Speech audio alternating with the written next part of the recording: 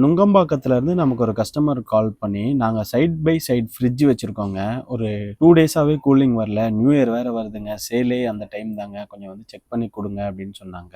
நம்பளும் சைட்டுக்கு வந்து செக் பண்ணி பார்த்தோம். செக் பண்ணி பார்த்தா கம்ப்ரசர் ஹை ஆம்ப்ஸ் எடுக்க ஆரம்பிச்சிருச்சு. கஸ்டமர் கிட்ட கம்ப்ரசர் தான் சார் ப்ராப்ளம் அப்படின்னு இன்ஃபார்ம் பண்ணோம். என்னப்பா இப்படி சொல்லிட்டீங்க? நியூ இயர் டைம் வேறப்பா. இந்த ஃப்ரீசர் இல்லன்னா வந்து சுத்தமா எங்களுக்கு சேலே இருக்காது. டிஸ்ப்ளேல வைக்கிறதுக்கு வந்து பார்த்தீங்கன்னா, ஒரு கம்ஃபர்டபுளாவே இருக்காது. கொஞ்சம் ரெடி பண்ணி குடுத்தீங்கன்னா நல்லாருக்கும் அப்படின்னு சொன்னாங்க. சார் கம்ப்ரசர் ஸ்டாக் இருக்கா அப்படின்னு சொல்லி கேட்டுட்டு நான் அரேஞ்ச் பண்ணி ஃபிக்ஸ் பண்ணி தரேன் சார் அப்படின்னு சொன்னேன். பா எமர்ஜென்சியா பண்ணணும்ப்பா, ஃப்ரீயா விட்டுறாதீங்கப்பா, நியூ இயருக்கு முன்னாடியே ஒர்க் பண்ற மாதிரி பண்ணி கொடுங்கப்பா அப்படின்னு சொன்னாங்க. நம்மளும் கம்ப்ரசர் இருக்கா அப்படின்னு சொல்லிட்டு செக் பண்றதுக்காக compressor model number serial number எடுத்துட்டு அங்கிருந்து கிளம்பிட்டோம். அங்கிருந்து கிளம்பி compressor model number serial number கொடுத்தோம். நம்மளோட நேரமா அவங்களோட நேரமான்னு தெரியல. கம்ப்ரசர் வந்து ஒரு 2 ஹவர்லயே அரேஞ்ச் பண்ணி தரேன் அப்படின்னு சொன்னாங்க. சரி ஓகே அப்படின்னு சொல்லிட்டு கம்ப்ரசர் வாங்கிட்டு சைட்டுக்கு வந்துட்டாங்க. சைட்டுக்கு வந்துட்டு ஒர்க்கை ஸ்டார்ட் பண்ண ஆரம்பிச்சிட்டேன். கேஜை ஃபிக்ஸ் பண்ணிட்டு கேஸ் எல்லாம் வெளியே எடுத்து விட ஆரம்பிச்சேன். எடுத்து விட ஆரம்பிக்கும் போது வந்து பாத்தீங்கன்னா கேஸ் வந்து அப்படியே ஒரு மாதிரி ஆயில் மாதிரி தெறிக்க ஆரம்பிச்சிருச்சு. ஒரு கஸ்டமர் கிட்ட ஒரு வேஸ்ட் துணி வாங்கிட்டு ஆயில் அதுல அப்படியே ஆயில் ஃபுல்லா அதுல படுற மாதிரி பண்ணேன். பட் அந்த துணியும் நனைஞ்சிச்சு. அதுக்கப்புறம் வந்து பாத்தீங்கன்னா அந்த கேக் எல்லாம் போடுறதுக்கு வந்து ஒரு டப்பா மாதிரி வச்சிருப்பேன். ஐ மீன் கிரீம் எல்லாம் வாங்கின டப்பா. அந்த டப்பா ஒன்று வேஸ்ட் டப்பா ஒன்று வாங்கி அந்த டப்பால வந்து பாத்தீங்கன்னா ஆயில் வர மாதிரி அப்படியே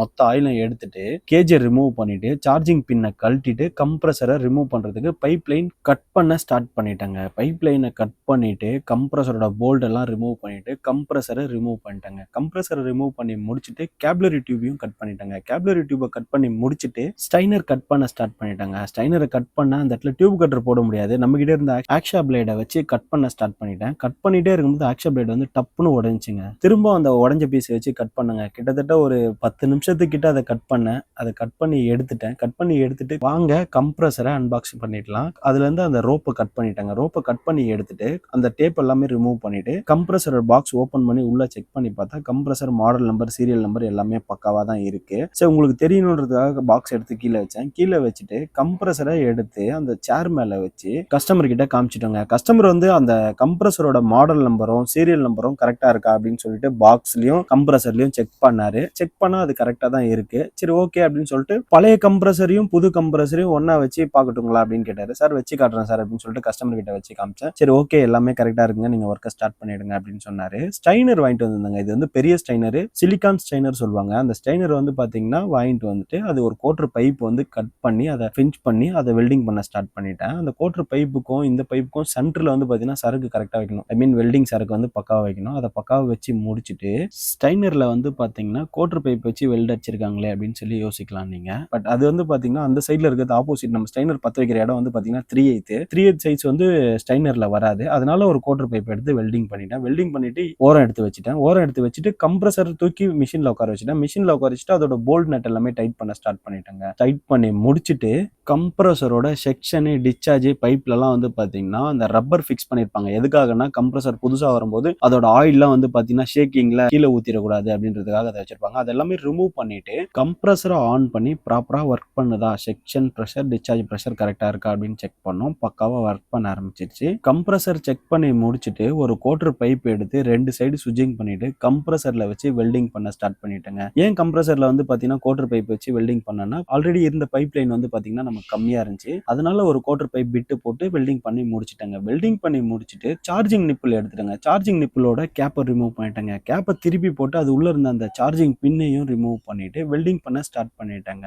வெல்டிங் பண்ணும்போது பாத்தீங்கன்னா ஸ்லோ வச்சு சரக்கு வச்சீங்கன்னா கரெக்டா நீங்க வைக்கிற மாதிரியே இருக்கும். சரக்கு உள்ள இறங்காது. வெல்டிங் பக்காவா வச்சு முடிச்சுட்டு ஸ்டைனர் எடுத்து பத்த வைக்க ஆரம்பிச்சிட்டாங்க. ஸ்டைனர் பத்த வைக்கும் போது பாத்தீங்கன்னா அந்த சைட்ல கன்னை வச்சு பத்த வைக்க ரொம்ப கஷ்டப்பட்டுட்டாங்க. அன்கம்ஃபர்டபுளா எரிய ஆரம்பிச்சிச்சு. ஒரு வழியா அதை ரொம்ப கஷ்டப்பட்டு அதுல வெல்டிங் பண்ணுங்க. வெல்டிங் பண்ணி முடிச்சுட்டு கேபிலரி டியூபை எடுத்து ஸ்டைனர் உள்ள வச்சு வெல்டிங் பண்ண ஸ்டார்ட் பண்ணிட்டேன். வெல்டிங் பண்ணி முடிச்சுட்டு 3/8 பைப் எடுத்து ஒரு 5 இன்ச் அளவு வச்சு கட் பண்ணிட்டு ஒரு சைடு சுவிட்சிங் பண்ணிட்டு ஒரு சைடு வந்து பாத்தீங்கன்னா அந்த சுவிட்சிங் பண்ண சைடு வந்து காப்பர் பைப்ல வச்சுட்டு இன்னொரு சைடு வந்து பாத்தீங்கன்னா கம்ப்ரஸரோட செக்ஷன்ல வச்சுட்டாங்க. செக்ஷன்ல வச்சுட்டு சுவிட்சிங் பண்ண பக்கம் வந்து பாத்தீங்கன்னா வெல்டிங் பண்ண ஸ்டார்ட் பண்ணிட்டேன். வெல்டிங் பண்ணி முடிச்சுட்டு கம்ப்ரஸர் கிட்ட இருக்க செக்ஷன் பைப்ல வெல்டிங் பண்ண ஸ்டார்ட் பண்ணிட்டேங்க. இதுல வந்து பாத்தீங்கன்னா ப்ராப்பரா வெல்டிங் பண்ணலனா ஃபியூச்சர்ல வந்து பாத்தீங்கன்னா லீக்கேஜ் ஆகிறதுக்கான சான்சஸ் நிறைய இருக்கு. ஓவரால் வெல்டிங் ஒர்க் எல்லாமே பக்காவா நீட்டா முடிச்சுட்டோங்க. முடிச்சுட்டு சார்ஜிங் நிப்பிளோட பின்னை வந்து பாத்தீங்கன்னா ஸ்டார்டிங்ல நம்ம ரிமூவ் பண்ணிட்டு தாங்க சார்ஜிங் நிப்பிள் வெல்டிங் அடிச்சிருப்போம். அந்த சார்ஜிங் நிப்பிளோட பின்னை எடுத்து டைட் பண்ண ஸ்டார்ட் பண்ணிட்டாங்க. பக்காவா டைட் பண்ணிட்டு கேஜோஸ் கனெக்ட் பண்ணி வேக்யூம் போட ஸ்டார்ட் பண்ணிட்டாங்க. வேக்யூம் மிஷின் வந்து பாத்தீங்கன்னா ஒரு ½ an hour கம்பல்சரி வேக்யூம் போடணும்.